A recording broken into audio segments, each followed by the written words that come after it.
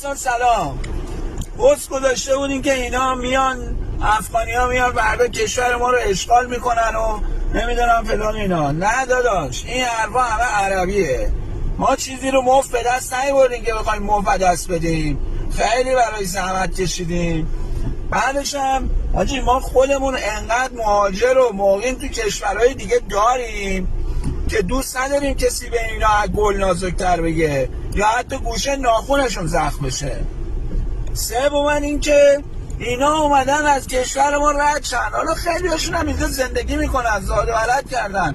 یعنی این به معنی این نیست که مثلا بخوان بی بوته بازی در بیارن، بخوان به ما تعرض بکنن یا کاری انجام بدن. اینا رو هم تحریک نکنید. ببین به هر کی که زور بگی حالت تدافعی میگیره. این خصلت انسانه. آقا قربون همتون برم و سلام، نامه تمام. خداحافظ.